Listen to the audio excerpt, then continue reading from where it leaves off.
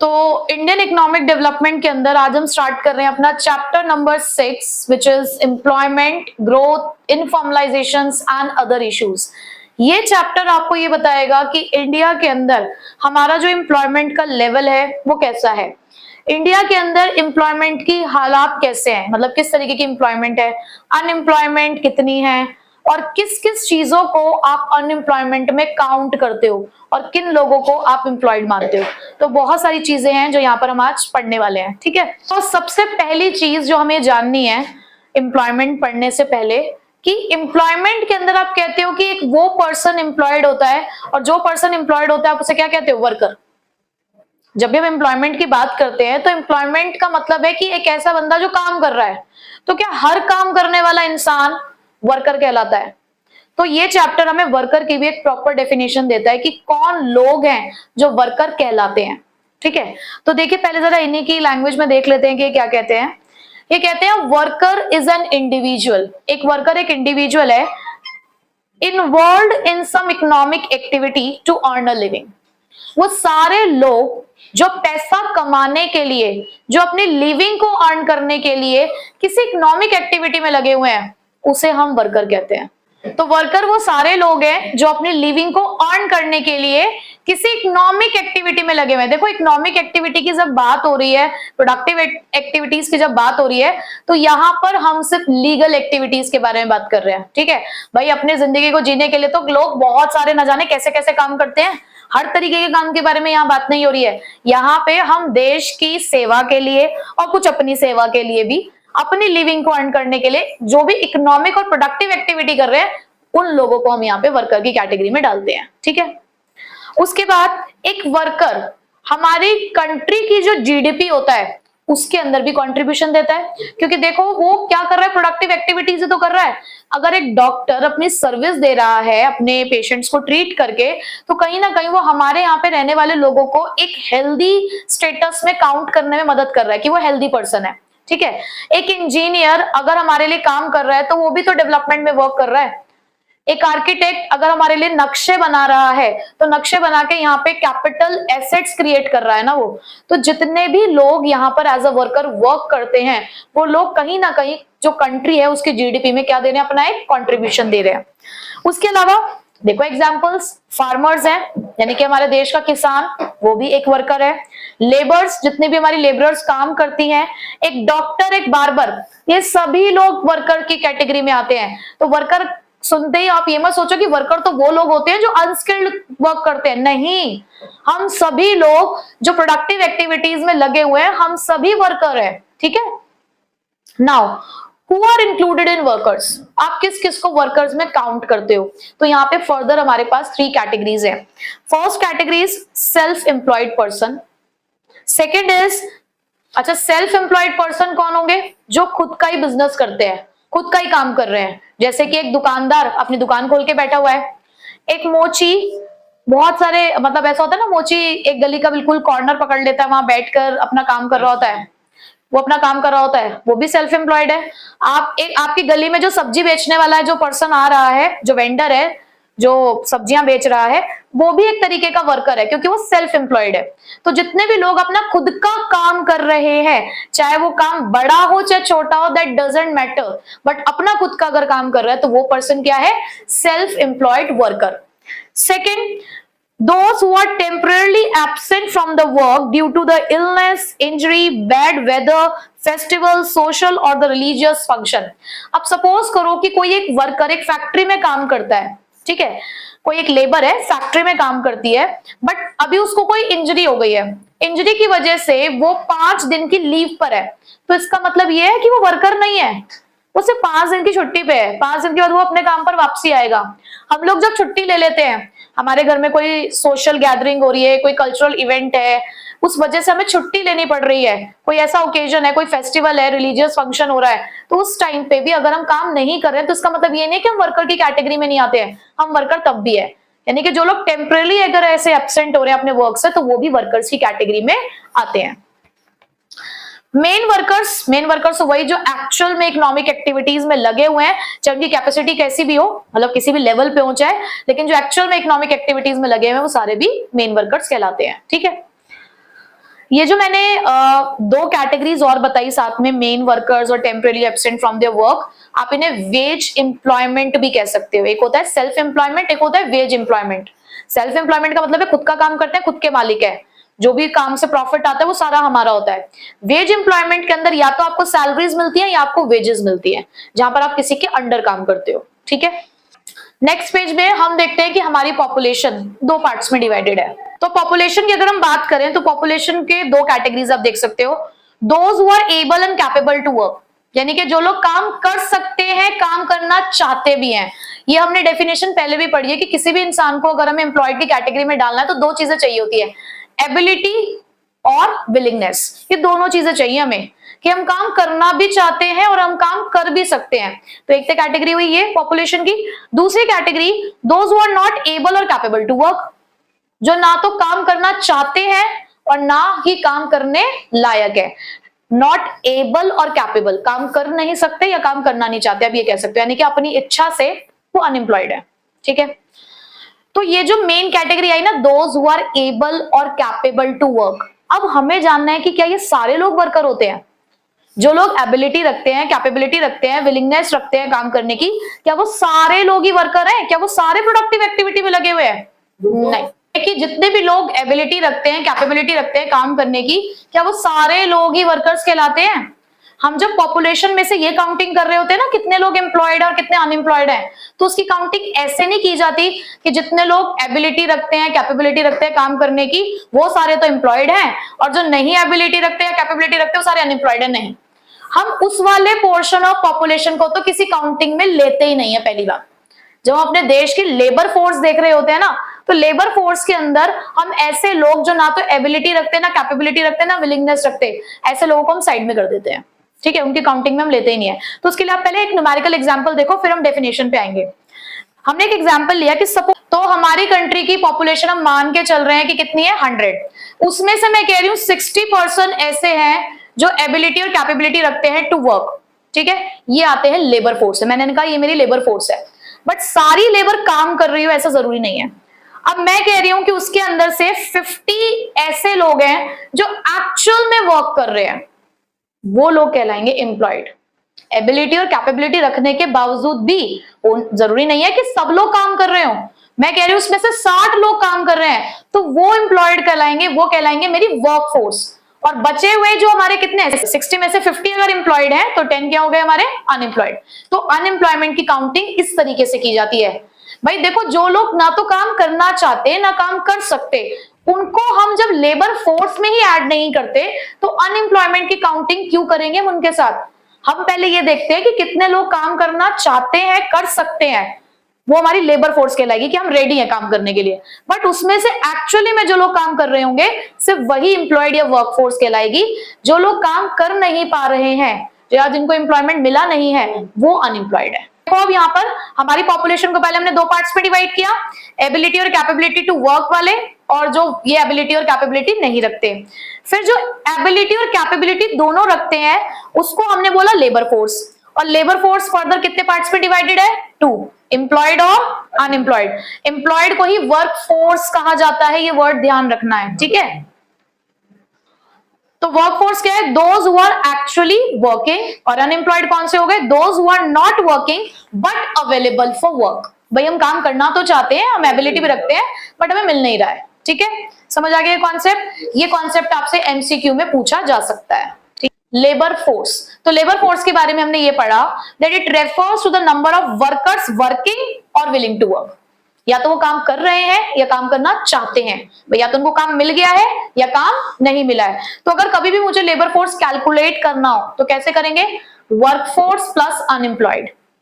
Simple, या बोलो employed plus unemployed. ठीक है, किसी भी तरीके से, but it is not related to the wage rate. अब ये लाइन मुझे क्यों मेंशन करनी पड़ी, that it is not related to the wage rate? नहीं, दो कॉन्सेप्ट है, लेबर फोर्स और लेबर सप्लाई। लेबर फोर्स की जब भी बात होती है, देखो फोर्स ना हमेशा नंबर ऑफ पर्संस को शो करता है। फोर्स की जब हम बात करते हैं ना, हमारी फोर्स इतनी है, तो फोर्स तो हमेशा नंबर ऑफ पर्संस को रिप्रेजेंट करता है ना। तो हम वहां पर पर्संस के बेसिस पर जो हमारी अमाउंट ऑफ रेम्यूनरेशन होता है वो कैलकुलेट करते हैं। बट जब बात होती है ना लेबर सप्लाई की, तो लेबर सप्लाई का मतलब है कि आप कितने टाइम पीरियड के लिए एक एग्जिस्टिंग वेज रेट पे अवेलेबल हो फॉर द वर्क। जैसे कि मैंने किसी को कहा कि अगर आप मेरे यहाँ पर एज अ टीचर अगर आप पढ़ाते हैं बच्चों को, तो मैं आपको पर आवर के हिसाब से 500 रुपीज पे करूंगी, ठीक है, 500 रुपए पर आवर आपको मिलेंगे। तो बताइए आप कितने आवर्स तक हमें सर्विस दे सकते हो। तो उन्होंने कहा कि मेरे पास ओनली 3 आवर्स अवेलेबल है। तो ये है उनकी लेबर सप्लाई, कि उनको मैंने एक वेज रेट बताया, मैंने उनको कहा कि 1 आवर की जो प्राइस है वो 500 है, उसके बेसिस पर उन्होंने मुझे बताया कि वो कितनी लेबर सप्लाई कर सकते हैं। तो यहाँ पे मैंने नंबर ऑफ वर्कर्स की बात नहीं करी, मैंने नंबर ऑफ आवर्स की बात करी eight the existing wage rate, ठीक है। तो जब लेबर सप्लाई की बात होती है तो रेट की बात होगी, लेकिन जब लेबर फोर्स की बात होगी तो नंबर ऑफ पर्संस की बात होगी, ठीक है। दोनों में डिफरेंस क्लियर हो गया है। सो लेबर सप्लाई क्या है? It refers to the amount of labour that the workers are willing to offer corresponding to a particular wage rate. एक वेज रेट पे कितने आवर्स तक आप काम करने के लिए अवेलेबल हो। या इसी को देखो मैंने कहा दूसरे शब्दों में, the total hours that workers wish to work at the given wage rate, ठीक है। एग्जाम्पल, जैसे जब किसी को 700 पर डे मिल रहा था तो 8 घंटे वो वर्कर काम कर रहा था। जब उसको 1100 रुपए पर डे मिलना शुरू हुआ तो उसने कहा मैं 10 घंटे काम कर सकता हूं, ठीक है। चलिए नेक्स्ट, वर्कफोर्स। अभी हम पीछे पढ़ के आए हैं, बट मैं यहाँ पे अलग अलग फॉर्मूले भी यूज किए हैं क्योंकि हो सकता है आपसे इस तरीके के क्वेश्चन पूछे जा सकते हो। तो वर्कफोर्स क्या था? It refers to the number of persons actually working. तो वर्कफोर्स निकालने का फॉर्मूला क्या है? जो अभी ऊपर मैंने लेबर फोर्स का फॉर्मूला बनाया, आप उसी से इस फॉर्मूले को निकाल सकते हो। कैसे?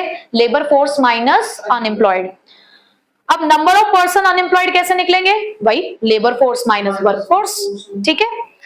अब अगर कभी भी रेट ऑफ अनएम्प्लॉयमेंट निकालना हो, रेट ऑफ अनएम्प्लॉयमेंट, तो वो कैसे निकाला जाता है? The number of person unemployed, कितने लोग अनएम्प्लॉयड है, डिवाइडेड बाय आपकी लेबर फोर्स कितनी है, इनटू 100।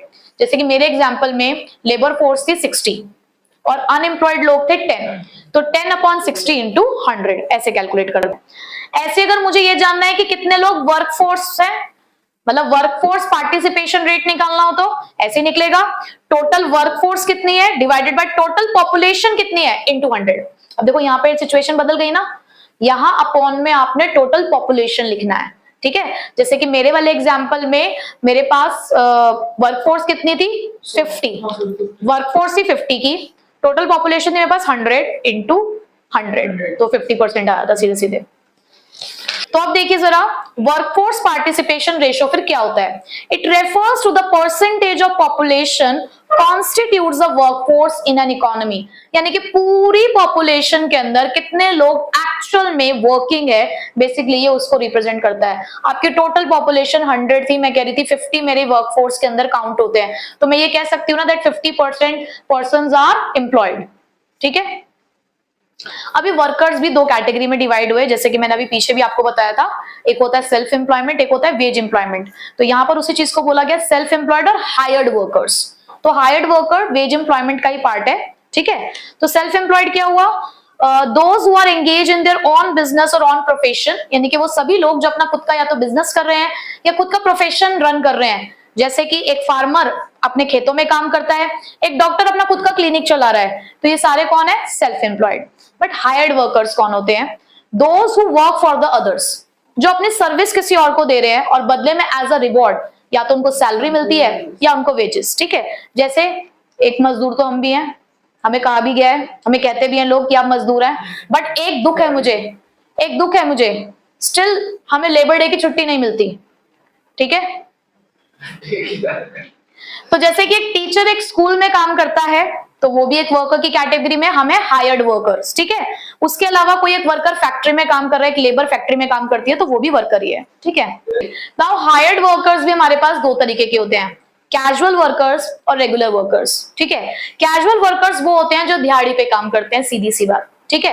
कैजुअल वर्कर्स यानी कि जिनकी परमानेंट जॉब्स नहीं होती, जिन्हें सोशल सिक्योरिटी बेनिफिट्स नहीं मिलते, जिन्हें कभी भी उनकी जॉब से निकाला जा सकता है और जिनके पास जरूरी नहीं है कि पूरे साल काम हो, कैजुअल वर्कर्स के अगर हम फीचर्स देखें तो क्या बताता है, डेली वेजर्स होते हैं, not hired by the employers on the regular basis, यानी कि रेगुलर बेसिस पे एम्प्लॉयड नहीं होते हैं, not given any social security benefit, किसी तरीके का उनको इस तरीके का बेनिफिट नहीं मिलता, लाइक प्रोविडेंट फंड, पेंशन, ये सब नहीं मिलते। देखो यूजुअली ऐसे लोग अनस्किल्ड पर्सन होते हैं, ठीक है। रेगुलर वर्कर्स, अब रेगुलर वर्कर्स में क्या है कैटेगरी, भाई जो रेगुलर वर्कर्स होते हैं, पहली बात उन्हें डेली वेजेस नहीं मिलती हैं, उन्हें सैलरीज मिलेंगी, वो परमानेंट पेरोल्स पे होते हैं, प्लस उन्हें सोशल सिक्योरिटी बेनिफिट्स मिलते हैं। ये लोग सेमी स्किल्ड और स्किल्ड वर्कर्स हो सकते हैं, ठीक है। तो ऑन परमानेंट पेरोल्स होते हैं, सोशल सिक्योरिटी बेनिफिट्स मिलते हैं, और यूजुअली ये लोग सेमी स्किल्ड और स्किल्ड दोनों तरीके के हो सकते हैं, ठीक है। सो अब हम जानते हैं कि स्टेट ऑफ एम्प्लॉयमेंट इंडिया में कैसी है। देखो हम ये जान चुके हैं कि हमारी पॉपुलेशन में लेबर फोर्स क्या है, वर्क फोर्स क्या है, अनएम्प्लॉयड क्या है, एम्प्लॉयड क्या है, वर्कर हम किसे कहते हैं, कैजुअल वर्कर्स कौन होते हैं, हायर्ड वर्कर्स कौन होते हैं, रेगुलर वर्कर्स कौन होते हैं, ये हम सब जान चुके हैं, ठीक है। अब हमारे इंडिया में एम्प्लॉयमेंट की स्टेट कैसी है, अब हम वो पढ़ने जा रहे हैं, ठीक है। तो 2011 और 12 के बारे में अगर हम बात करें तो इन 2011 and 12 India had about 473 million strong workforce. India की जो वर्कफोर्स थी वो इतनी स्ट्रॉन्ग थी कि हमारे पास 473 मिलियन वर्कर्स थे। Majority of our people reside in rural areas. और ऐसा क्यों था पता है, क्योंकि उस टाइम पे ज्यादातर लोग कहाँ रहते थे, रूरल एरियाज में, और रूरल एरियाज में होती थी एग्रीकल्चर। रूरल एरियाज में एग्रीकल्चर का काम होता था, और आपको पता है कि वहां पर न जाने कितने लोग काम करते थे, डिसगाइज्ड अनएम्प्लॉयमेंट भी था, है ना। तो माना तो लेकिन यही जाता था ना कि लोग काम कर रहे हैं, वर्कर्स अपनी फील्ड में काम कर रहे हैं, ठीक है। So the proportion of the workforce residing there which means rural areas is higher। तो जो लोग रूरल एरियाज में रह रहे थे उनका जो प्रोपोर्शन था टोटल वर्कफोर्स का वो क्या था, हाई था। तो 473 मिलियन वर्कर्स में से 3/4 वर्कर्स तो रूरल वर्कर्स थे, लेकिन वो 1/4 वर्कर्स कौन थे फिर, अर्बन वर्कर्स, ठीक है। मतलब अगर हमारी टोटल वर्कफोर्स 473 मिलियन की थी तो उसका अगर मैं 3/4 पोर्शन निकालूं तो वो रूरल वर्कर्स के अंडर आता है, और बचा हुआ 1/4 अर्बन वर्कर्स के लिए, ठीक है। अब उसी के अंदर मैं बात करूं कि मेन कितने हैं और विमेन कितनी है, तो main form the majority of workforce in India. हाँ जी, सो बात यह है कि तुम सभी लोग सबसे बड़े मजदूर हो। अल्टीमेटली जितना भी हम लोग काम कर लें, लेकिन सबसे ज्यादा मजदूरी तो तुम ही लोग कर रहे हो। So main form the majority of workforce in India. तो हमारी जितनी भी टोटल वर्कफोर्स है उसमें 70% मेन है और 30% विमेन प्लस चाइल्ड लेबर्स। अब चाइल्ड लेबर में चाहे कोई गर्ल चाइल्ड हो चाहे बॉय चाइल्ड हो, दोनों को हम काउंट करते हैं। तो जो रिमेनिंग 30% है वो उन लोगों के लिए है, ठीक है। उसके बाद अगर हम बात करें विमेन वर्कर्स, तो रूरल वर्कफोर्स के अंदर women workforce account for 1/3, whereas the urban areas they are just the 1/5। यानी कि ये कह रहे हैं कि टोटल वर्कफोर्स की अगर मैं बात करूं तो रूरल वर्कफोर्स 1/3 है अगर आपके टोटल वर्कफोर्स का, तो वहीं पे अर्बन वुमेन वर्कर्स जो है वो सिर्फ 1/5 है। तो यहां पर भी आप ये कह सकते हो कि रूरल एरियाज में जो विमेन है वो ज्यादा वर्कर्स की कैटेगरी में आती हैं as compared to the urban areas. और ये बहुत इंपॉर्टेंट क्वेश्चन है जो बहुत बार एग्जाम से पूछा जा चुका है, जिसके रीजंस अभी हम पढ़ने वाले हैं, ठीक है, कि ऐसा क्यों होता है। This is due to fact that rural women participate in large number of productive activities as compared to the urban women। क्योंकि ऐसा माना जाता है कि रूरल एरियाज के अंदर जो women's हैं वो ज्यादा प्रोडक्टिव एक्टिविटी में लगी हुई हैं as compared to the urban areas। Secondly, in rural areas, many women carry out the works like cooking, fetching water, and the fuel wood and participate in the farm labor। क्योंकि ऐसा माना जाता है कि जो रूरल एरियाज की women है वो क्या करती है, वो कुकिंग कर रही हैं, वो पानी भर के लेकर आ रही हैं वेल से, उसके अलावा उन्हें लकड़ियां काट के लेकर आना है, क्योंकि वहां पर क्या होता है, चूल्हे चलते हैं। तो चूल्हों में आपको पता है ना कि लकड़ियां इस्तेमाल की जाती हैं, फ्यूल वुड यूज करते हैं हम लोग वहां पे। उसके अलावा वो अपने जो उनके हस्बैंड होते हैं या जो पेरेंट हैं उनकी भी वो लोग हेल्प करते हैं, किसमें, खेती बाड़ी में। तो ऐसा माना जाता है कि वो लोग ज्यादा प्रोडक्टिव एक्टिविटीज कर रहे हैं, but they are not paid wages in cash or in any form of grains। at times they are not paid at all। अब क्या होता है कि या तो उन्हें पैसा मिल ही नहीं रहा, या क्या होता है बदले में उन्हें ग्रेन्स मिल जाते हैं, मतलब अनाज मिल जाता है, या बिल्कुल भी कोई भी पैसा नहीं मिल रहा होता। For this reason these women are not categorised as workers. तो भले वो काम कर रही हैं लेकिन तब भी उन्हें वर्कर्स की कैटेगरी में नहीं डाला जाता। क्यों? क्योंकि बदले में कुछ भी नहीं मिल रहा है। तो इकोनॉमिस्ट लेकिन ऐसा कहते हैं कि ऐसी विमेन को भी क्या करना चाहिए, वर्कर्स की कैटेगरी में डालना चाहिए। अब आता है आपका क्वेश्चन, जो मैंने अभी आपसे कहा कि ये क्वेश्चन पूछा जाता है अक्सर, that in India women participation rate is lower in urban areas than in rural areas. कि क्यों ऐसा है कि अर्बन एरियाज में जो विमेन है उनका पार्टिसिपेशन कम है as compared to the rural areas women. तो उसके कुछ रीजंस है हमारे पास। पहला रीजन है availability of job. Urban areas के अंदर वुमेन्स को ज्यादा कंपटीशन फेस करना पड़ता है। बहुत सारे ऐसे एरियाज हैं जहां पर वही मेन डोमिनेंस है, जिसकी वजह से वुमेन्स को वहां पर विमेन को क्या होता है, काम नहीं मिल पाता है। स्किल्स, नीड्स, ये सब चीजें भी कुछ रीजन है जिसकी वजह से उन्हें काम नहीं मिल पाता। Second, higher education and skill required. Urban job जो है वो ये डिमांड करती हैं कि हायर एजुकेशन होना चाहिए और स्पेशल स्किल्स भी चाहिए। बट वहीं पे गर्ल चाइल्ड एजुकेशन की बात आ जाती है कि हमारे देश में आज भी विमेन एजुकेशन पे इतना ध्यान नहीं दिया जाता है। आज भी ऐसे बहुत सारे घर हैं जहां पर लड़कियों की शिक्षा पे इतना ध्यान नहीं दिया जाता। तो जब यहाँ पे एजुकेशन लेवल कम रह जाता है, स्किल्स कम रह जाते हैं, तो वो लोग अनएम्प्लॉयड रह जाते हैं, उनको काम नहीं मिल पाता। सोशल और कल्चरल फैक्टर्स है वही कि अर्बन एरियाज के अंदर हमारे यहाँ पे कुछ स्ट्रिक्ट ट्रेडिशनल नॉर्म्स हैं जो विमेन के आगे चॉइसेस रख देते हैं, कि कहते हैं ना कि आप कॉर्पोरेट में काम नहीं कर सकते। बहुत सारे, मैं यही कहूंगी कि हमारे प्रोफेशन में भी ऐसी टीचर्स हैं जो बहुत स्किल्ड है, लेकिन स्टिल वो एक टीचर है। क्यों?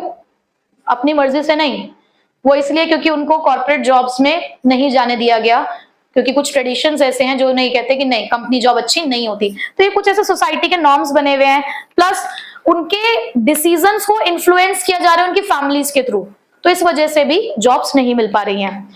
Cost of living and the child care, at the end of the day, भले ही आप वर्किंग हो, आप एजुकेटेड हो, स्किलफुल हो, आपको अपनी फैमिली संभालनी है, आपको ही अपने बच्चों को संभालना है। चाहे कोई कितना भी कोऑपरेटिव हो, केयरिंग हो, बट स्टिल एक वुमेन जो कर सकती है, एक वुमेन जो कर सकती है, वो उसकी पूरी फैमिली मिलकर भी नहीं कर पाएगी। ठीक है, तो अल्टीमेटली फैमिली रिस्पॉन्सिबिलिटीज की वजह से भी और चाइल्ड केयर की वजह से भी उनको पीछे हटना पड़ता है।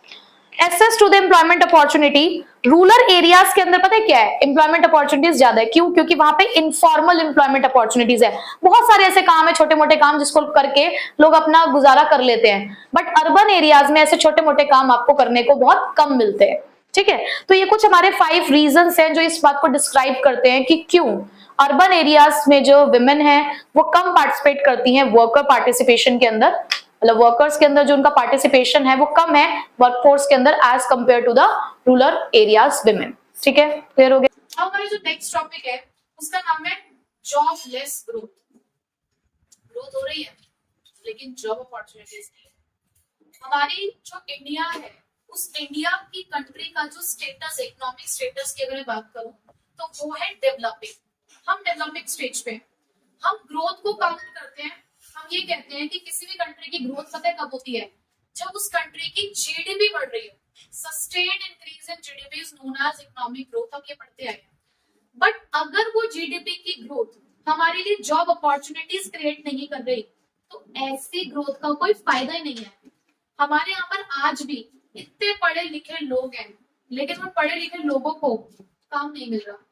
हम लोग इंस्टा तो सभी चलाते हैं, और इंस्टा पे ऐसे बहुत सारे रील्स को स्क्रॉल करते हुए हम ये चीज देखते भी हैं कि क्या होता जा रहा है। कि हाल फिलहाल में ही मैंने एक रील देखी और उसे देख के मुझे थोड़ा सा डर लगा। टीचर सब्जी बेच रहा था, तो ऐसी चीजों को देखकर हमें लग रहा है कि यार ग्रोथ कहाँ है। ठीक है, तो ये जो ट्रेंड है ये क्यों है? क्योंकि हमारी जीडीपी जितने रेट से ग्रो कर रही है ना, उतने रेट से एम्प्लॉयमेंट अपॉर्चुनिटीज ग्रो नहीं हो पा रही है। अगर अपॉर्चुनिटीज ग्रो नहीं हो पाएंगे, एम्प्लॉयमेंट अगर नहीं आएगा, तो ऐसा जीडीपी का बढ़ना हमारे लिए कुछ नहीं है।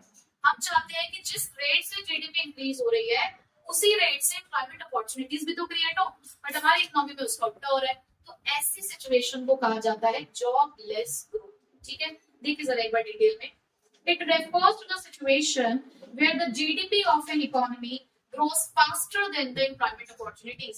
एक ऐसी सिचुएशन जहां पर कंट्री की जीडीपी एम्प्लॉयमेंट अपॉर्चुनिटीज के रेट से ज्यादा तेजी से बढ़ रही है, जिसकी वजह से हम देख रहे हैं कि अनएम्प्लॉयमेंट आ रहा है। ठीक है, in developing countries like India, where there is a staggering unemployment, economic growth becomes meaningful only if it is associated with greater opportunities opportunities of employment so that poverty is combated. यानी कि हमारी country जो developing country है उसका development ही तब हो पाएगा जब जीडीपी की ग्रोथ के साथ एम्प्लॉयमेंट अपॉर्चुनिटीज क्रिएट हो, ताकि पॉवर्टी से लड़ा जा सके, ताकि पॉवर्टी को कम किया जा सके. So unfortunately, Indian economy is experiencing the GDP more through technology than the employment of labor. It is a situation of jobless growth. तो ये जो जीडीपी बढ़ रही है इसलिए नहीं बढ़ रही है कि लोगों को काम मिल रहा है. ये जो मशीनें आ गई हैं, ये जो टेक्नोलॉजी आ गई है, इसकी वजह से प्रोडक्टिविटी इंक्रीज हो रही है, जिसकी वजह से जीडीपी बढ़ रही है. लोगों से काम तो आप बेसिकली कहो तो छीना ही जा रहा है. तो ये हो गया जॉबलेस ग्रोथ. ठीक है. अब जॉबलेस ग्रोथ के बाद हमारा नेक्स्ट कॉन्सेप्ट आता है कैजुअलाइजेशन. हाँ, तो मैंने आपको टाइप्स ऑफ वर्कर्स बताए थे. दो तरीके के वर्कर्स होते हैं. कौन कौन से? एक होते हैं हमारे सेल्फ एम्प्लॉयड, जो अपना खुद का काम कर रहे हैं, अपना खुद का बिजनेस या अपना खुद का प्रोफेशन चला रहे हैं. दूसरे होते हैं हमारे कौन से? Hired workers. अब हायर्ड वर्कर्स में भी दो कैटेगरीज होती हैं, रेगुलर सैलरीड पीपल और कैजुअली हायर्ड पीपल. जो रेगुलर सैलरीड होते हैं वो कौन से होते हैं? जिनको सोशल सिक्योरिटी बेनिफिट्स मिलते हैं, रेगुलर सैलरीज मिल रही है. बट जो कैजुअली हायर्ड वाले होते हैं आपके, वो आपके डेली वेजर्स होते हैं और जरूरी नहीं है कि उन्हें साल के पूरे महीने काम मिले, उनको कोई सोशल सिक्योरिटी बेनिफिट्स भी नहीं. तो आजकल का जो ट्रेंड है वो ऐसा है कि ऐसा देखा जा रहा है कि ज्यादातर लोगों को एम्प्लॉय किया जा रहा है कैजुअली हायर्ड वाले एरियाज में. क्योंकि क्या होता है ना, जब किसी कंपनी में एक वर्कर परमानेंट हो जाता है या रेगुलर सैलरी हो जाता है, तो कंपनी को बाय लॉ ये उसके ऊपर कंपल्शन है, मैंडेटरी है कि उसको अपने एम्प्लॉय को सारे बेनिफिट्स देने होंगे. लाइक प्रोविडेंट फंड है, ग्रेचुइटी है या अदर जो भी बेनिफिट्स हैं उसे प्रोवाइड करने पड़ेंगे. बट अगर कोई वर्कर कैजुअल वर्कर है, यानी कि डेली अर्नर है या कॉन्ट्रैक्ट बेसिस पर है, तो उसको ये सब चीजें देने की जरूरत नहीं होती है. मोर ओवर और भी बहुत सारे ऐसे रीजंस हैं जिसकी वजह से कैजुअल वर्कर्स बढ़ रहे हैं. तो अभी फिलहाल हम इस कॉन्सेप्ट में यही पढ़ने वाले हैं सबसे पहले कि कैजुअलाइजेशन क्या होता है. तो कैजुअलाइजेशन का मतलब है एक ऐसी situation when the percentage of casually hired workers in the total workforce tends to rise over time. यानी कि धीरे धीरे ऐसा देखा जा रहा है कि रेगुलर सैलरीड वाले भी और इवन सेल्फ एम्प्लॉयड लोग भी बहुत ज्यादा कहाँ घुसते चले जा रहे हैं? कैजुअली हायर्ड वर्कर्स में घुसते चले जा रहे हैं. यानी कि उनका जो प्रपोर्शन है टोटल वर्कफोर्स में वो लगातार इंक्रीज हो रहा है. बट ऐसा क्यों हो रहा है? उसके रीजंस क्या है? तो उसका पहला रीजन है कि जितने भी सेल्फ एम्प्लॉयड वर्कर्स हैं, पहली बात तो रूरल एरियाज में, मैं कहूंगी रूरल एरियाज में जितने लोग तुम्हें दिख रहे हैं ना, वो होता है छलावा धोखा. वो धोखा ही है. वो एक फील्ड पे काम कर रहे हैं जहाँ पे सिर्फ 4 लोगों की जरूरत है, बट 10 लोग अगर काम कर रहे हैं तो वो 6 लोग क्या कर रहे हैं? वो कोई प्रोडक्टिविटी में इंक्रीमेंट नहीं कर रहे हैं. सिर्फ वो अपने आप को मन बहलाने के लिए अच्छा हम काम कर रहे हैं, काम में हम लगे हुए हैं. बस वही वाली बात है कि काम में लगे हुए हैं.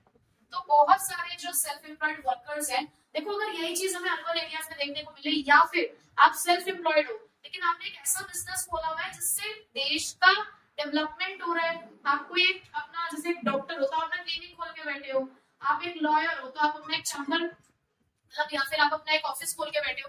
तो कोई तो आप ऐसा काम कर रहे हो, अपनी किराने की दुकान खोल के बैठे हुए हो, कोई तो आप ऐसा काम कर रहे हो ना जो डेवलपमेंट को कंट्रीब्यूशन दे रहा हो. बट वहीं पे आप एक ही खेत के अंदर घुसे हुए हो सारे काम करने के लिए, तो उससे फायदा क्या है? कोई प्रोडक्टिविटी इंक्रीज नहीं हो रही. तो यहाँ पे उन्होंने ये बोला कि सबसे पहले तो सेल्फ एम्प्लॉयड वर्कर्स आपको ज्यादा रूरल एरियाज में दिखते हैं. उसका रीजन यही है कि लोग कहाँ काम कर रहे हैं? फार्म्स और फील्ड्स में काम कर रहे हैं, क्योंकि उन्हें कोई नॉन फार्म जॉब्स नहीं मिल रही है. उन्हें वो माइग्रेट करना नहीं चाहते हैं किसी रीजन की वजह से. थोड़े हर कोई काम की तलाश में अपना गाँव छोड़कर चला जाएगा, नहीं जा सकते कुछ लोग, तो वो माइग्रेट कर नहीं सकते. नॉन फार्म जॉब्स उन्हें मिल नहीं है या उन्हें आता नहीं है वो काम करना, इसलिए उन्हें अपनी फार्म्स और फील्ड्स में काम करना पड़ रहा है. या डिस्गाइज्ड अनएम्प्लॉयमेंट में छुपी हुई बेरोजगारी, लग रहा है कि काम कर रहे हैं लेकिन काम नहीं कर रहे हैं एक्चुअल में. उसके अलावा अगर कुछ मार्जिनल वर्कर माइग्रेट होकर जाते भी हैं अर्बन एरियाज के अंदर, तो या तो उनको कैजुअल वर्कर्स जैसा काम मिलता है, डेली वेजर्स. यहाँ पर इसमें देखा गया है कि बहुत सारी स्टेट्स ना ऐसी है जहाँ पर लेबर बहुत सारी है, तो वो लोग क्या करते हैं? वो माइग्रेट होते हैं ऐसी स्टेट्स के अंदर जहाँ पर अर्बन एरियाज के अंदर जहाँ पर काम होता है. कब? जैसे कोई साइट बन रही है, कोई कंस्ट्रक्शन साइट है, वहां पे कॉन्ट्रैक्टर होगा, वो उस पूरे उन सभी लेबर्स को हायर करेगा. जैसे ही काम खत्म होगा वो वापस चले जाएंगे. तो क्या है, क्या उनको साल के पूरे महीने काम मिल रहा है? नहीं ना, उनको डेली बेसिस पर वेजेस मिलती है.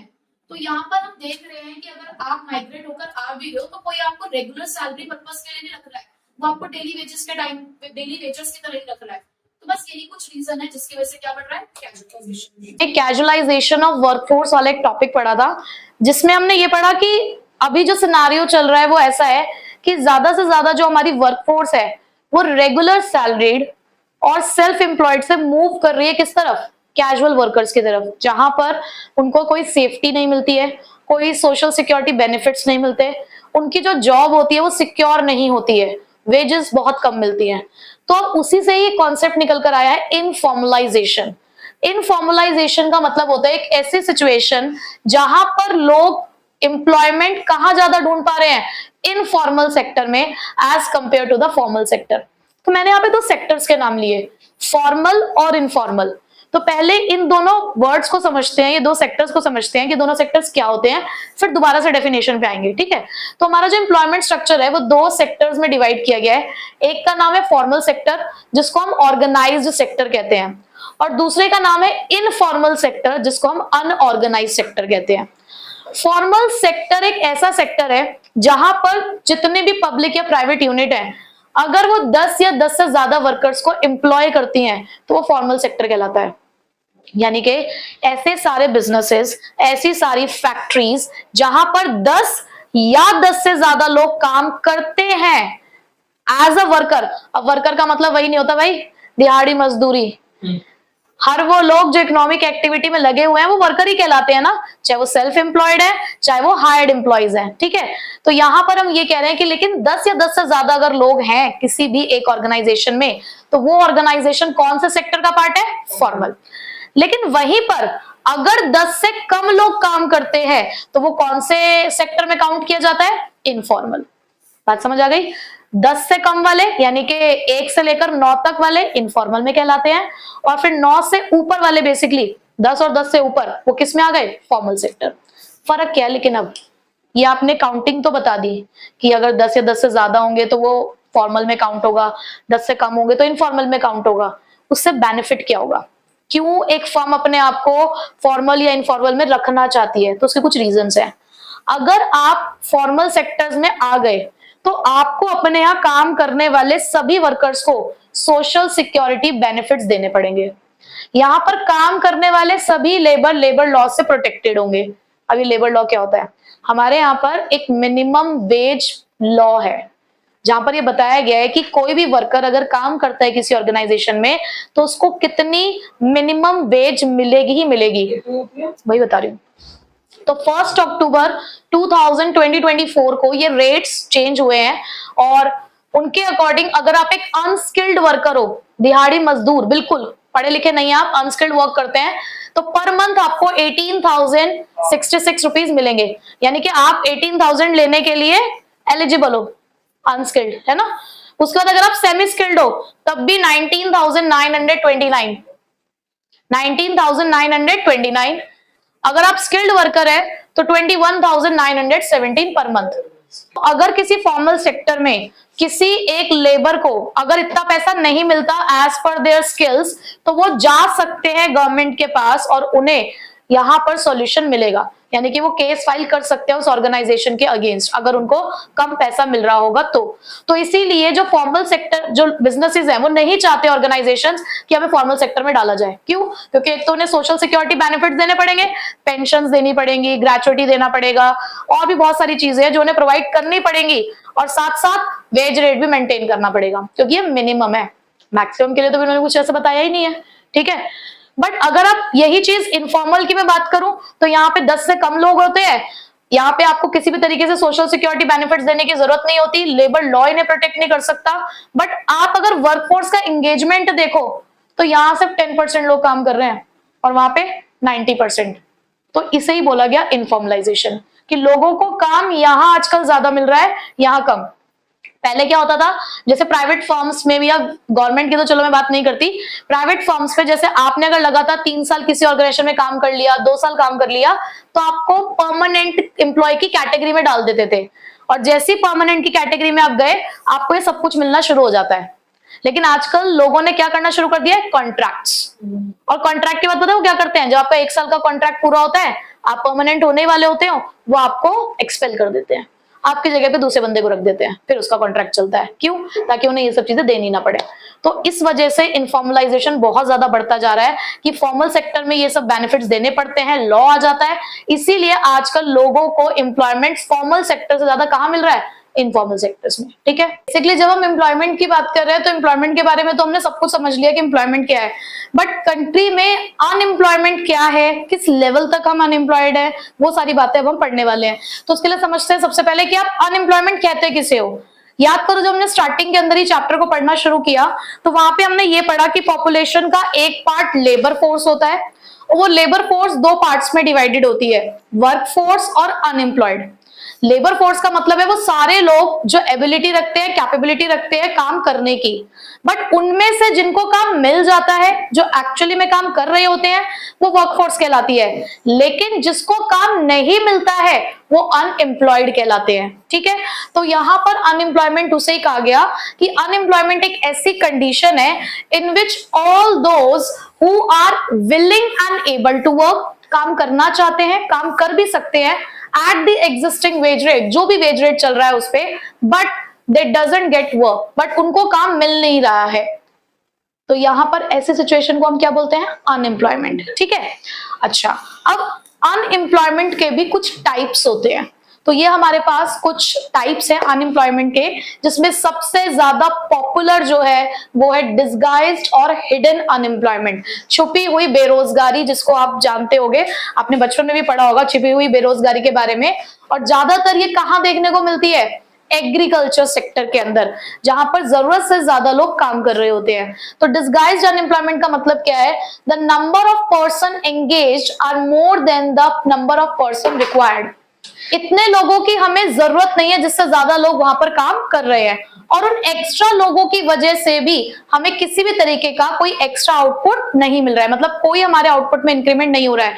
जितना पहले 4 लोग सपोज लगे हुए किसी एक फील्ड के अंदर, वो आउटपुट जनरेट कर रहे थे, 2 और आपने लगाए, 6 हो गए टोटल, लेकिन तब भी आउटपुट में किसी भी तरीके का कोई इंक्रीमेंट नहीं हुआ है। ठीक है, तो ऐसी बेरोजगारी क्या कहलाती है, डिस्गाइज्ड अनएम्प्लॉयमेंट। सेकंड है अब फ्रिक्शनल अनएम्प्लॉयमेंट। अब फ्रिक्शनल अनएम्प्लॉयमेंट का मतलब क्या होता है, जब हम एक जॉब से दूसरी जॉब को चेंज कर रहे होते हैं, कि सपोज पहले आप ऑलरेडी एक कंपनी में वर्क करते हो, अब आपने किसी और कंपनी में आपका सिलेक्शन हो गया, आपने यहाँ पे इंटरव्यू दिया होगा, बट उन्होंने आपको एक दिन बाद के लिए ज्वाइन करने के लिए कहा गया है, बट एक दिन के लिए वो जो आपने काम नहीं किया क्योंकि आप अपनी जॉब चेंज कर रहे हो, तो उस एक दिन के लिए अगर आप अनएम्प्लॉयड हो तो ऐसी एम्प्लॉयमेंट को फ्रिक्शनल अनएम्प्लॉयमेंट कहते हैं। ठीक है, so when a person are moving और चेंजिंग द जॉब्स, तो उसे कोई कौन सी अनएम्प्लॉयमेंट कहा जाता है, फ्रिक्शनल। Next, seasonal. आप किसी ऐसे काम में डील करते हो जो सीजन वाइज होता है, जैसे कि अगर आप समर्स में विंटर क्लोथ्स की बात करो, तो जो लोग विंटर क्लोथ्स में डील करते होंगे, समर सीजन उनके लिए एक अनएम्प्लॉयमेंट का सीजन होगा, हालांकि वो प्रिपरेशन कर रहे होंगे आगे की, but still they are unemployed. वहीं पर जब हम विंटर में होंगे, तो विंटर में समर क्लोथ्स में जो लोग डील करते होंगे, उस टाइम पे वो लोग क्या होंगे, अनएम्प्लॉयड।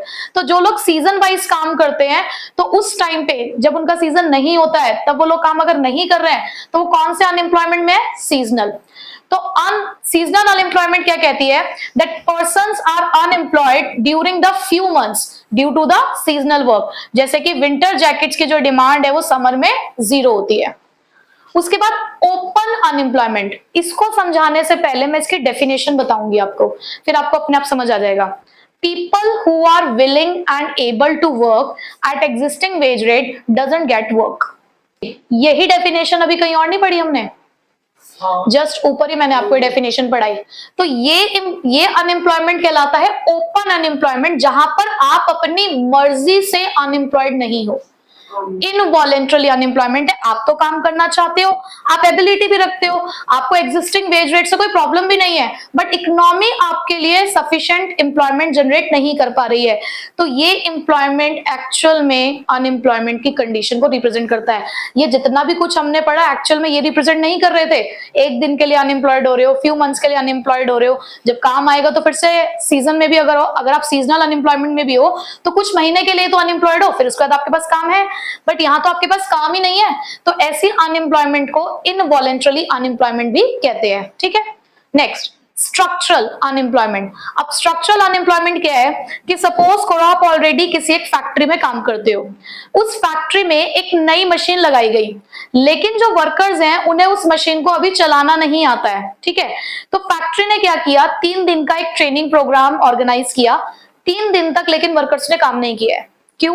क्योंकि पहले उन्हें उस मशीन को चलाना सिखाया जा रहा है, तो 3 दिन तक वो अनएम्प्लॉयड है। क्यों अनएम्प्लॉयड है? क्योंकि there is some change in techniques और टेक्नोलॉजी। और या फिर आप कह सकते हो कि जो आपका एम्प्लॉयर स्किल डिमांड कर रहा है, आपके स्किल्स अभी उसके रिगार्डिंग नहीं है, तो खुद को स्किल से मैच कराने के लिए जो आपके टाइम पीरियड तक आप अनएम्प्लॉयड हो, तो वो वाली अनएम्प्लॉयमेंट कौन सी कहलाती है? स्ट्रक्चरल, ठीक है। So it is caused by the mismatch between the skills and the workers in the economy can offer, यानी कि एक मिसमैच है किसके बीच का, कि इकोनॉमी में जो वर्कर्स हैं और उनको जो स्किल्स ऑफर कर रहे हैं and the skills demanded by the employer, लेकिन जो हमारा एम्प्लॉयर स्किल डिमांड कर रहा है, तो तब तक जब तक हम उनके स्किल्स को मैच नहीं कर देते, तब तक अगर हम अनएम्प्लॉयड हैं तो वो हमारा स्ट्रक्चर कहलाएगा। अब जैसे कि मैं किसी ऑर्गेनाइजेशन को ज्वाइन करना चाहती हूँ, उन्होंने कहा हमें पोस्ट ग्रेजुएट लोग ही चाहिए, बट मेरा भी पोस्ट ग्रेजुएशन का लास्ट सेमेस्टर चल रहा है, अभी मुझे 3 महीने लगने वाले हैं, बस 3 महीने हो चुके हैं, 3 महीने और लगने वाले हैं, तो 3 महीने बाद मुझे जॉब मिलेगी, 3 महीने बाद ही मैं उनकी रिक्वायरमेंट को पूरा कर पाऊंगी। तो ऐसे में वो जो 3 महीने तक के लिए मैं अनएम्प्लॉयड हूं, तो वो कौन सा सिचुएशन है? स्ट्रक्चरल, ठीक है। उसके बाद साइक्लिक। अब साइक्लिकल जो अनएम्प्लॉयमेंट होती है वो क्या होती है कि हमारा जो बिजनेस है ना, वो उसके अंदर भी कुछ बिजनेस साइकिल्स होते हैं। कई बार होता है कि हमारा बिजनेस बिल्कुल हाई लेवल पे चल रहा होता है, कई बार ऐसा भी तो होता है कि हमारा बिजनेस डाउनफॉल फेस करता है, यानी कि the boom period and the recession period, ठीक है। तो यहाँ पर जो अनएम्प्लॉयमेंट अराइज होती है, ये साइकिल फ्लक्चुएशन की वजह से अराइज होती है कि बिजनेस के अंदर भी हमें कभी कभी बूम पीरियड और रिसेशन पीरियड फेस करना पड़ता है। तो जनरली रिसेशन के टाइम पे जब हमें काम नहीं मिलता है सिर्फ उसी टाइम पीरियड के लिए, तो वो वाली अनएम्प्लॉयमेंट साइक्लिक अनएम्प्लॉयमेंट कहलाती है, ठीक है। लास्ट, सबसे बुरी एम्प्लॉयमेंट मुझे ये लगती है अनएम्प्लॉयमेंट, एडुकेटेड अनएम्प्लॉयमेंट। आप पढ़े लिखे होकर भी बेरोजगार हो। तो देखिए जरा यहाँ पे, educated person doesn't have the right job for himself due to the lack of employment opportunity और the qualification doesn't match with the job. Educated unemployment उस अनएम्प्लॉयमेंट को कहते हैं जहां पर इकोनॉमी आपके लिए सही तरीके की एम्प्लॉयमेंट जनरेट नहीं कर पा रही है। अगर आप एक MBA क्वालिफाइड पर्सन हो, तो आपके जो जॉब का स्टेटस होना चाहिए ऑर्गेनाइजेशन में, वो भी तो वही होना चाहिए ना। एक MBA क्वालिफाइड डिजर्व करता है एक मैनेजरियल पोस्ट, बट वहीं पे अगर आप उसको क्लरिकल पोस्ट दे दोगे, तो कहीं ना कहीं ये उसके दिल को भी क्या करेगा, बहुत ज्यादा हर्ट करेगा कि इतनी पढ़ाई लिखाई के बाद भी अगर उसे ऐसी जॉब मिल रही है, तो ऐसे में हो सकता है वो उस जॉब को एक्सेप्ट करना ना चाहता हो। दैट मीन्स कि जिस हिसाब से हमारे यहाँ पर लोगों के स्किल्स हैं, कई बार उनके स्किल्स के रिगार्डिंग भी उनको यहाँ पे जॉब नहीं मिलती है। तो अगर इस वजह से वो अनएम्प्लॉयड है, तो वो क्या कहलाएगा? एडुकेटेड अनएम्प्लॉयमेंट, ठीक है। तो ये कुछ तरीके की हमारी अनएम्प्लॉयमेंट है जो एग्जिस्ट करती है इकोनॉमी के अंदर, ठीक है। अब नेक्स्ट है, हमने ये तो पढ़ लिया कि एम्प्लॉयमेंट क्या होता है, कितने टाइप्स की अनएम्प्लॉयमेंट होती है हमारे यहाँ पे। अब उस अनएम्प्लॉयमेंट के रीजन क्या है, ये कोई ऐसा टॉपिक नहीं जो तुम पहली बार पढ़ रहे हो, क्लास 12th के अंदर ये तुम्हें पहली बार पढ़ने को मिला होगा। आप बचपन से SST पढ़ते आए हो, और अपने इंडियन इकोनॉमी के बारे में तो आप बचपन से जितनी भी आपने सोशल स्टडीज पढ़ी है, उसके अंदर आपने इन सारी चीजों के बारे में पढ़ा है, ठीक है। तो हम सिर्फ यहाँ पे पॉइंट्स डिस्कस करेंगे, एक्सप्लेनेशन आप अपने अकॉर्डिंग जो भी अब तक आपने नॉलेज गेन करी आप उसके अकॉर्डिंग लिख सकते हो, ठीक है। सो कॉजेज ऑफ अनएम्प्लॉयमेंट क्या है, कि सबसे पहला कारण क्या है कि अनएम्प्लॉयमेंट है हमारे यहाँ पे? Slow rate of economic growth. कारण ही यही है कि हमारी जो इकोनॉमी का जो ग्रोथ रेट है वही स्लो है, वही हमारे लिए एम्प्लॉयमेंट अपॉर्चुनिटी जनरेट नहीं कर पा रहा है। हम यहाँ पर कहते हैं ग्रोथ की बात करते तो है, ऐसा नहीं हम कह रहे कि ग्रोथ हो नहीं रही है, लेकिन जिस पेस के साथ, जिस स्पीड के साथ ग्रोथ रेट बढ़ना चाहिए था, उस स्पीड के साथ वो ग्रोथ रेट नहीं बढ़ा है। दूसरा, increase in the rate of growth of population. अगर कभी ग्रोथ होती भी है, सपोज करो कोई एक घर है, उस घर के अंदर पहले 4 लोग हैं, 4 लोगों के बीच में 1 लाख रुपए की इनकम है, तो पर हेड आप कह सकते हो 25,000 रुपीज मिल रहा है, बहुत बढ़िया चल रहा है। अब मैं कह रही हूं उसी घर में 1 लाख की इनकम है, बट लोग अब 10 हो चुके हैं। अब वही चीज 10,000 हो गई, या सपोज करो चलो ठीक है मैंने इनकम भी बढ़ा के 1,20,000 कर दी, बट स्टिल 12-12 हजार रुपए मिल जाएंगे। तो कहने का मतलब ये है कि देखो ग्रोथ होती है, लेकिन जितने से ग्रोथ होती है ना उतने से ही रेट ऑफ पॉपुलेशन ग्रोथ बढ़ जाता है। तो यहाँ पर उस ग्रोथ रेट का जो इम्पैक्ट है ना वो दिख नहीं पाता। तो ये भी एक कारण है अनएम्प्लॉयमेंट का। तीसरा रीजन, अंडर डेवलप्ड है एग्रीकल्चर हमारा। अगर हमारा एग्रीकल्चर डेवलप हो जाए ना तो वो काफी हद तक हमारी जो वर्क फोर्स है उसे एब्जॉर्ब कर सकता है। लोग लगे तो है एग्रीकल्चर में, लोगों के पास अगर कुछ भी काम नहीं है रूरल एरियाज के अंदर तो वो एग्रीकल्चर का काम कर रहे हैं, बट स्टिल उससे प्रोडक्टिविटी पे तो कोई फर्क नहीं पड़ रहा है, हमारी कंट्री की जीडीपी में तो बहुत ज्यादा कंट्रीब्यूशन नहीं आ रहा है। तो ये रीजंस है कि जो एग्रीकल्चर है अभी भी वो अंडर डेवलप्ड है। इतने ज्यादा लोग लगे होने के बावजूद भी वहां पे डेवलपमेंट उस हिसाब से नहीं हो पाई है। उसके बाद फॉल्टी प्लानिंग।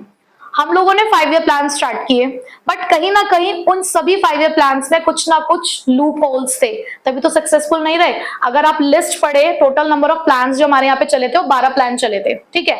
फिर जब सरकार बदली तो प्लानिंग खत्म हो गई थी, मोदी जी की सरकार में उन्होंने प्लानिंग खत्म कर दी थी, नीति आयोग स्टार्ट कर दिया। बट तब भी अगर आप देखें ना उन 12 के 12 प्लान्स को उठाकर अगर आप देखें तो मोस्टली प्लान्स फेल थे। कहीं ना कहीं उन्होंने 5 साल की प्लानिंग करी। तो पहले प्लान के अंदर सिर्फ एग्रीकल्चर को फोकस किया, फिर उन्होंने सेकंड प्लान के अंदर इंडस्ट्री को फोकस करना शुरू कर दिया। तो इस तरीके से वो चेंज कर रहे थे अपने ऑब्जेक्टिव, कभी किसी चीज को उन्होंने फोकस किया बट ढंग से अचीव कुछ नहीं कर पाए थे, ठीक है। तो प्लानिंग के अंदर बहुत सारे फॉल्ट्स थे, डिफेक्ट्स थे, जिसकी वजह से भी अनएम्प्लॉयमेंट अब तक चल रहा है। Next, insufficient infrastructure facilities. अब देखो अगर एम्प्लॉयमेंट जनरेट भी की जा रही है, कंट्री का डेवलपमेंट भी हो रहा है, बट इंफ्रास्ट्रक्चर फैसिलिटीज नहीं है। अब इंफ्रास्ट्रक्चर फैसिलिटीज मतलब हमारी कंट्री का एजुकेशन सिस्टम, हेल्थ सिस्टम और ये जो अदर हमारे पास सपोर्टिंग एक्टिविटीज है जैसे कि हमारा ट्रांसपोर्ट है, कम्युनिकेशन है, हमारा बैंकिंग सिस्टम है, इन सभी चीजों को भी तो स्ट्रांग होने की जरूरत है। अगर ये सारी चीजें स्ट्रांग होंगी तो और भी एम्प्लॉयमेंट अपॉर्चुनिटीज जनरेट होने के चांसेस हैं। तो हमारे यहाँ पे इंफ्रास्ट्रक्चर फैसिलिटीज भी नहीं है, सपोर्टिंग सर्विसेज भी ढंग से नहीं है, इस वजह से भी अनएम्प्लॉयमेंट है। उसके बाद इनएडिक्वेट एम्प्लॉयमेंट प्लानिंग। हम लोगों ने देखा है कि बहुत सारे ना गवर्नमेंट ने बहुत सारे एम्प्लॉयमेंट प्रोग्राम्स चलाए हैं, बट कहीं भी किसी भी प्लान के अंदर हमें सक्सेस इतनी ज्यादा नहीं मिल पाई है। क्यों? क्योंकि वहां पर भी आपने जो प्लानिंग करी वो इनएडिक्वेट थी। जितने ज्यादा लोगों के लिए आप प्लान कर रहे थे उससे भी कहीं ज्यादा लोग अनएम्प्लॉयड थे, और सरकार को ना फंड चाहिए होता है। तो कई बार क्या होता है कि लैक ऑफ फंड की वजह से भी जो प्रोग्राम्स हैं वो सही से नहीं चल पाते हैं, ठीक है। नेक्स्ट, हमारा एजुकेशन सिस्टम डिफेक्टिव है, ये बात आज तक है। डिफेक्टिव एजुकेशन सिस्टम, हम यहाँ पर ध्यान देते हैं डिग्रीज पे आजकल, बट थियोरिटिकल अप्रोचेस पे आजकल, लेकिन हमारा एजुकेशन सिस्टम होना चाहिए जॉब ओरिएंटेड, वर्क ओरिएंटेड, कि जहां पर हमारी एजुकेशन ही हमें काम दिलवाए। एजुकेशन सिस्टम ऐसा डेवलप होना चाहिए कि लोगों को उनके करियर के डेवलपमेंट में हेल्प हो। लेकिन आज के टाइम पे सिर्फ ये देखा जाता है कि लोगों को एक डिसीज है जिसे बोलते हैं क्या, डिप्लोमा डिसीज। हर जगह पर सिर्फ ये होता है कि अगर आपके पास वो रिक्वायर्ड डिग्री है तो ही आपको एंट्री मिलती है। नॉलेज स्किल्स जो है वो तो बात की बात आती है ना भाई। जब आप कोई न्यूज़पेपर में एडवर्टाइजमेंट भी देखते होगे किसी कंपनी की, तो वो लिख देते हैं ना कि ये क्वालिफाइड होना चाहिए, ये डिग्री होनी चाहिए, वो डिग्री होनी चाहिए। आजकल डिग्रीज मिलना क्या मुश्किल है क्या? अगर मैं कहूं तो ये बात हम सभी लोग जानते हैं कि बहुत सारे ऐसे इंस्टीट्यूशंस हैं जो आपको पैसों के दम पर डिग्रीज बांट देते हैं। तो कहीं ना कहीं ये डिफेक्ट्स हैं हमारे एजुकेशन सिस्टम में जो अनएम्प्लॉयमेंट को इंक्रीज कर रहे हैं, ठीक है। क्लियर हो गए कि क्या है कॉजेज ऑफ अनएम्प्लॉयमेंट। अब गवर्नमेंट क्या कर रही है उन अनएम्प्लॉयमेंट को दूर करने के लिए? तो गवर्नमेंट पॉलिसीज और एम्प्लॉयमेंट जनरेशन के लिए गवर्नमेंट 2 तरीके के मेजर्स को इस्तेमाल करती है। एक तो उसका डायरेक्ट मेजर, अपने यहाँ पर ही लोगों को रखती है, उसको भी बहुत सारे लोगों की जरूरत होती है, तो बहुत सारी गवर्नमेंट जॉब्स निकलती रहती है। सिविल सर्विसेज के एग्जाम्स आजकल बच्चे बहुत ज्यादा देते हैं, बहुत ज्यादा हाई ट्रेंड में आजकल। पहले बहुत कम ही बच्चे होते थे जो यूपीएससी को ट्राई करते थे, लेकिन आजकल आप देखो कितना ज्यादा बच्चों के अंदर ये चीज है कि उन्हें यूपीएससी का एग्जाम देना है। क्यों? क्योंकि गवर्नमेंट भी दे रही है आपको जॉब्स। तो यहाँ पर ये डायरेक्ट मेजर है कि जहां पर गवर्नमेंट अपने खुद के डिपार्टमेंट्स के अंदर ही लोगों को एम्प्लॉयमेंट प्रोवाइड करती है। उसका कुछ इनडायरेक्ट मेजर भी है। क्या? अगर कभी भी गवर्नमेंट के थ्रू प्रोड्यूस किए जाने वाले गुड्स और सर्विसेज बढ़ते हैं ना, तो अल्टीमेटली प्राइवेट सेक्टर का भी डेवलपमेंट होता है। अगर गवर्नमेंट गुड्स की डिमांड बढ़ रही है तो सीधा सीधा सा इसका ये मतलब भी है कि प्राइवेट एंटरप्रेन्योर्स को भी ज्यादा से ज्यादा आउटपुट बढ़ाने की जरूरत है। अब अगर उन्हें आउटपुट बढ़ाना है तो उन्हें भी अपने यहाँ पे लोगों को रखना पड़ेगा, तो अल्टीमेटली दोनों जगह पर ही एम्प्लॉयमेंट जनरेशन होगा। तो यहाँ पर गवर्नमेंट इनडायरेक्टली एम्प्लॉयमेंट को जनरेट कर रही है, ठीक है। नेक्स्ट, क्या रेमेडियल मेजर्स है हमारे पास अनएम्प्लॉयमेंट को दूर करने के लिए? हम कैसे कर सकते हैं?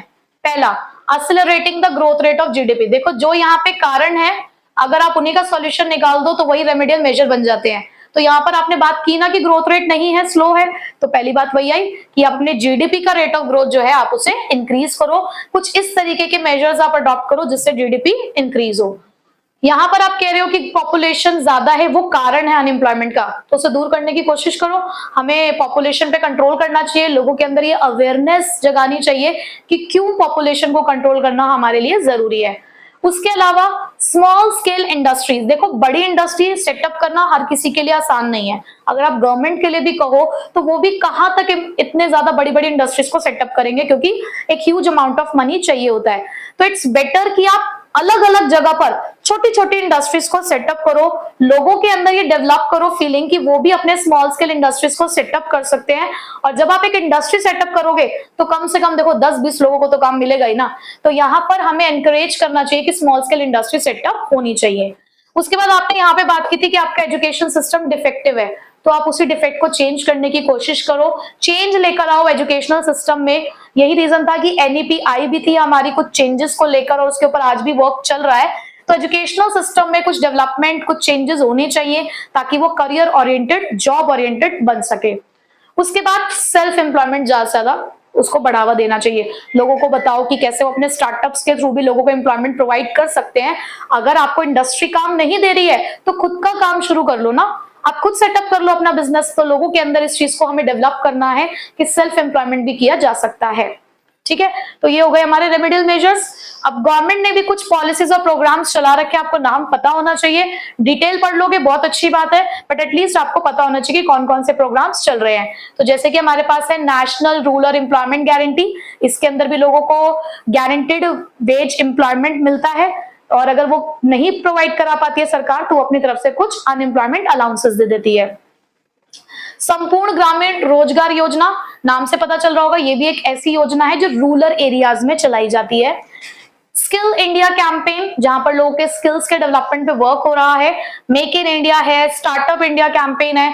तो ये कुछ इस तरीके के पॉलिसीज और प्रोग्राम्स है जिसके थ्रू गवर्नमेंट अपनी कंट्री के अंदर एम्प्लॉयमेंट जनरेट करने की कोशिश कर रही है। ठीक है, तो इसी के साथ हमने एम्प्लॉयमेंट चैप्टर कंप्लीट किया।